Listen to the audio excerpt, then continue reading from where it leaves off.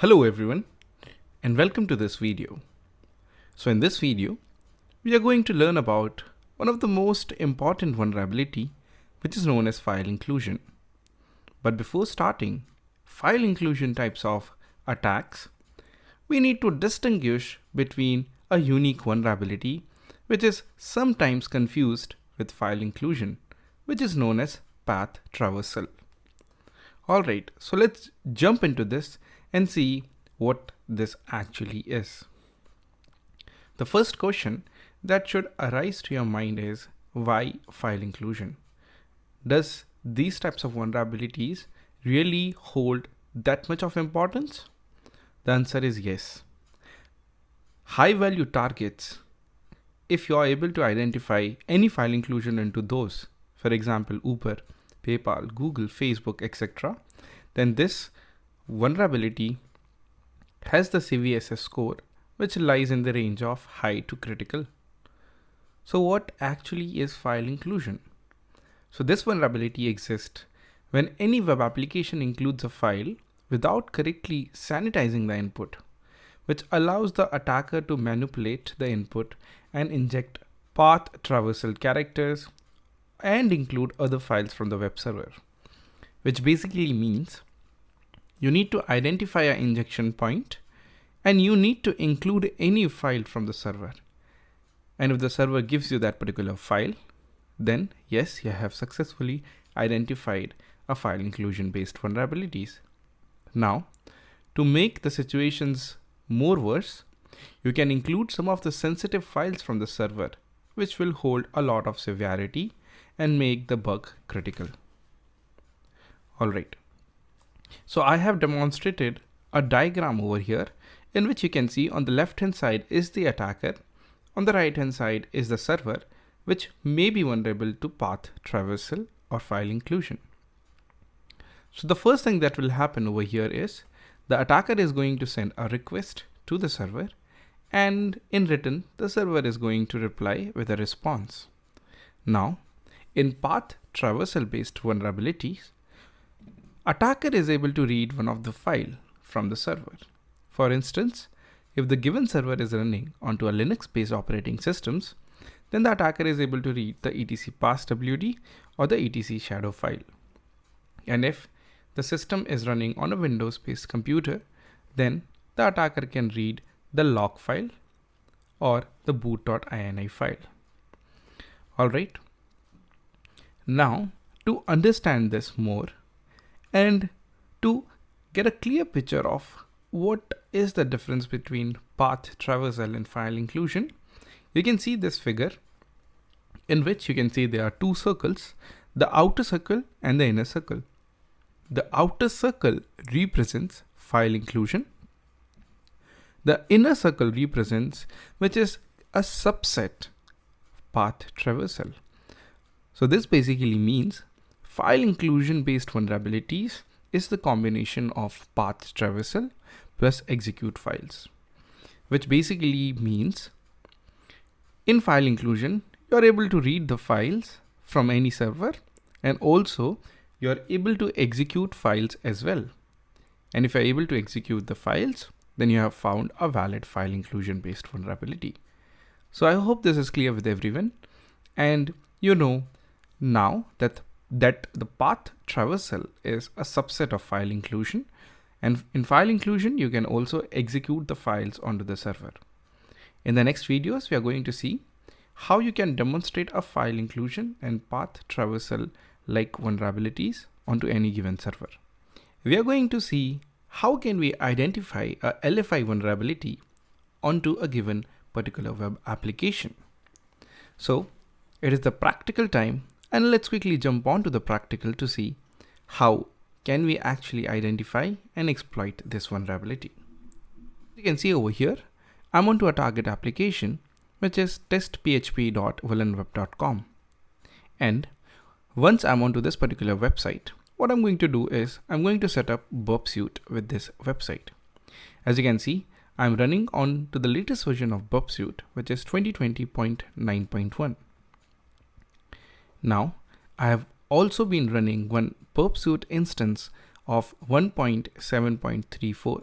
So basically I'm running two instances of burp suite just to differentiate between both the burp suite versions and how they work and how we can utilize them for identifying LFI based vulnerabilities.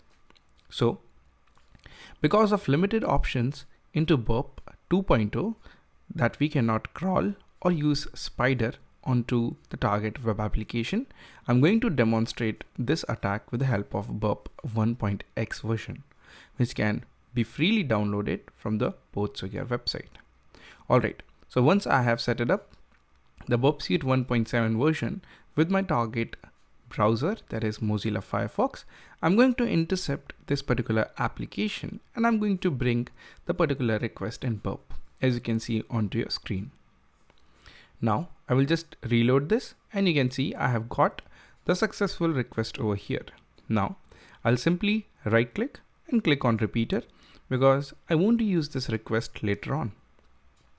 Also, I will again right click and send this to spider.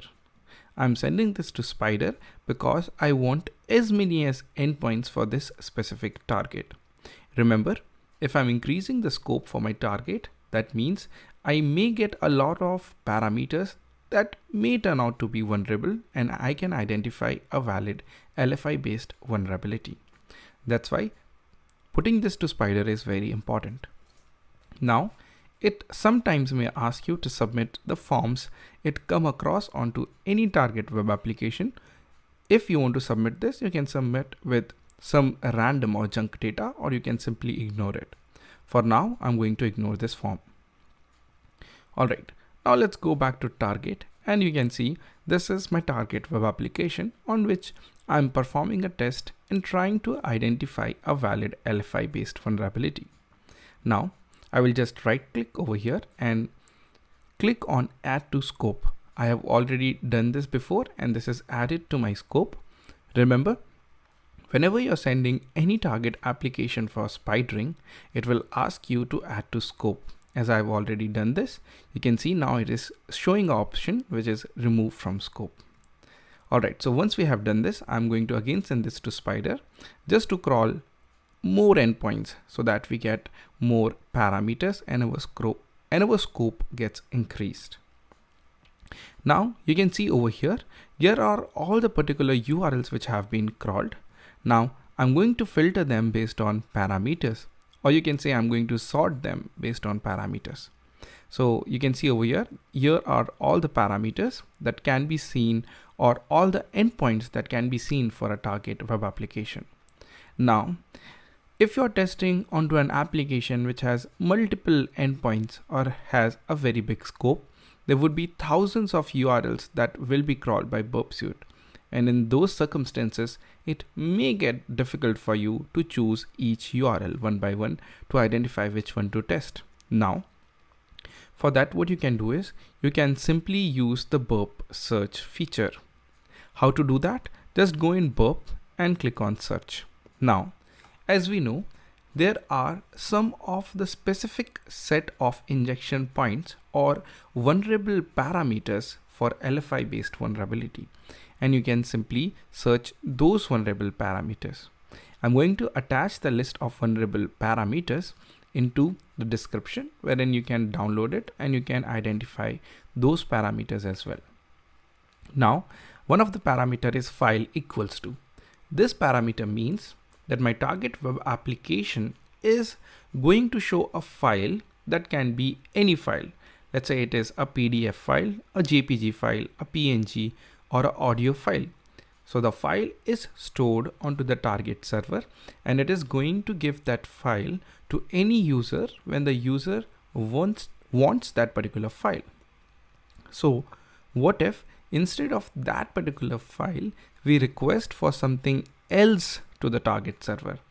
Maybe if there is a vulnerability, we may get that intended file by the attacker. So let's quickly identify these parameters if they do exist or no.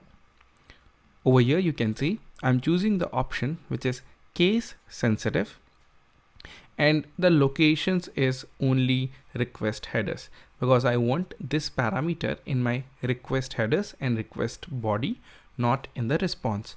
Why? Because in the request itself, I'm going to request for another file, which is etc passwd, etc shadow, or something which is sensitive and attacker can take advantage of. Now you can see over here, you can check or uncheck based on from where you want to scan it. So let's say target proxy repeater. So I'm going to keep these settings as default. You also don't need to change anything over here. Now just hit on go. Once you hit on go, you can see you are able to get all the endpoints of the target, which was testphp.volanweb.com, and these all URLs are coming from the target tab. As you can see over here, they are under the sitemap, which we have already crawled and saved.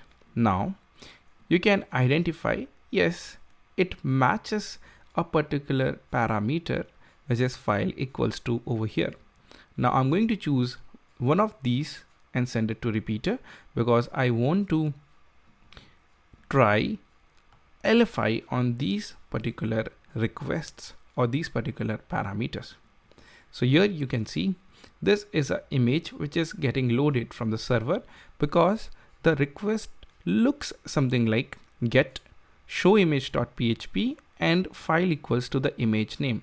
Here the image is 1.jpg, and on the right hand side you can see the rendered response of 1.jpg, and it looks something like this. Now what if instead of this 1.jpg file I want to include something else, let's say something sensitive from that specific server? So what I'm going to include is etc passwd file.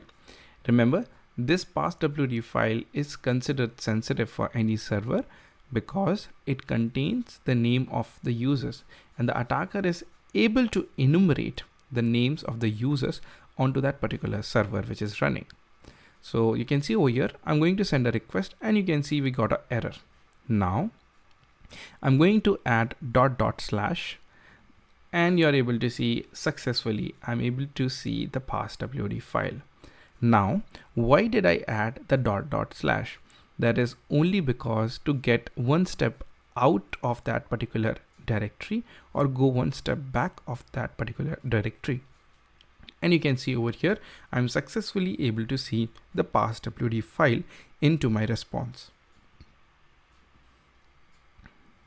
Now this is considered as sensitive because now I can read any other files I want from the target web server.